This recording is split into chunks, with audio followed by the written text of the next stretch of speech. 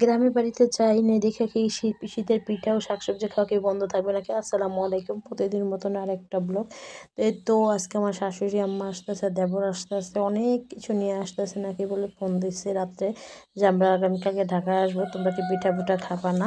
তো পিঠা খাওয়াইতে ঢাকা আসবো, তাই যাই হোক আমি একটু তাড়াহুড়ো করে রান্না করতেছি, সকাল সকালে রান্না করে ফেলাইতেছি, কারণ তারা আসবো। তারপর ভাজি করলাম, টমেটো ভাজি করলাম, যেহেতু সকালের জন্য, দুপুরের জন্য আবার অন্য আয়োজন করব।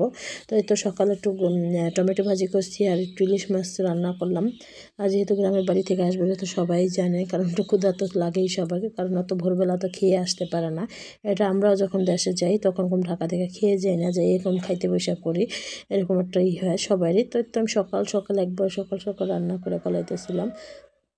তো রান্না করার জন্য ইলিশ মাছ ভিজাইছিলাম, তো ইলিশ মাছগুলো কাইটে সুন্দর করে পরিষ্কার করে নিয়ে এখন একটু ভালো করে খোলা নিতেছিলাম। দেখেন ইলিশ মাছগুলো মশলা দিলে, তো ইলিশ মাছগুলো কাইটে তরকারিটা ভালো করে কষে একটু পানি দিয়ে দিলাম।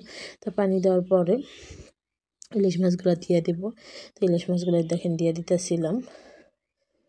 তো ইলিশ মাছগুলো যে দিয়ে দিছি, দেওয়ার পরে সুন্দর করে ধনিয়া পাতা দিয়ে লাড়াচাড়া দিয়ে নামাই নিতেছিলাম। তো আমার রান্নাও শেষ, আর দেখে আমার শাশুড়ি আমার দেবর আসতেছে, দেখেন আমার দেবরের কত গুণ, মানে 3-4 গাঁটটি বস্তা ভরা জিনিসপত্র নিয়ে আসছে, অনেক কিছু নিয়ে আসছে মাসাল্লাহ দিলে, মানে পিঠা অনেক কিছু আমি দেখাইতেছি আপনাদের, ভিডিওটার সাথে শেয়ার করে দেখবেন।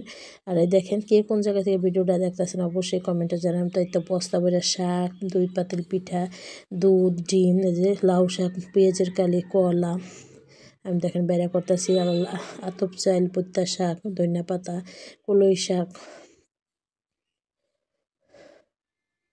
যেহেতু আমি তারা লগে তো চিতই পিঠা বিরিয়ানি পিঠা আমার মন চাইছে হাত দাঁটা উঠাই খাই, কিন্তু খাইনি, পরে আমি যেটা খাইছি। আবার সই পিঠা, দুধ, ডিম, মানে কলা, অনেক কিছু নিয়ে আসছে। আমরা এবার গ্রামের বাড়িতে যাওয়া হয়নি, আমাদের কম যখন শ্বশুর শাশুড়ি আসে তখন সবসময় এত এত কিছু বস্তা ভরে নিয়ে আসে। কার কার শ্বশুর শাশুড়ি এরকম নিয়ে আসে কমেন্টে জানাবেন। আমার তো সবসময় আমার শ্বশুর আসলে তো মানে আরও বেশি আনে, কারণ সে তো পুরুষ মানুষ, সে তো বস্তা 3-4টা করে নিয়ে আসে। তারপর আমার শাশুড়ি কোনো হান্দা কম না, দেখেন কত কিছু নিয়ে আসছে মশলা দিলে। আর এই শাকগুলো দেশি শাকগুলো অনেক মজা লাগে। তো আমি সব কিছু গুছাই টুসাই এখন আমি পিঠা খাইতে বসবো, কারণ আমার চিতই পিঠা অনেক খাইতে ইচ্ছা করছিল মাসাল্লাহ। আর দেখেন কত সুন্দর হয়েছে লবণী। তো আমার শাশুড়ি আবার সাইড ব্যাগ থেকে কিছু ডিম বেড়ে করে দিল। আমার ছেলের জন্য ডিম আনছে, বলতেছে আমার নাতিনের জন্য ডিম আনছে, ডিম জানি ভাঙে না, সুন্দর করে রাইখা দাও। আর এদিকে দুধগুলো আমি বোতলগুলো ভালো করে খোলা নিতেছিলাম, কারণ একসাথে 10 কেজি দুধ ফ্রিজে রাখা সম্ভব না, এই জন্য ছোটো ছোটো বোতলে ঢাইলা রাখবো। আর দেশি দুধ অনেক মজা লাগে আমার কাছে। তাই তো দেখেন দুধগুলা ঢালার পরে দেখে কিছু বড়ি নিয়ে আসছে, তো বড়িগুলো আমি একটা জালিতে ঢেলে রেখে, দেশি বড়িগুলো এরকম খেতে মজা লাগে। তো আমরা দুপুরে খাওয়া দাওয়ার পর বিকালে নাস্তা দিলাম পেয়ারা, আপেল, বড়ই, পরে আবার মুড়ি মাখাইছিলাম, পরে আবার চা জাল দিয়েছিলাম। তো মুড়ি মাখাগুলো খাইতেছি। সবাই ভালো থাকবেন, সুস্থ থাকবেন, আল্লাহ হাফেজ।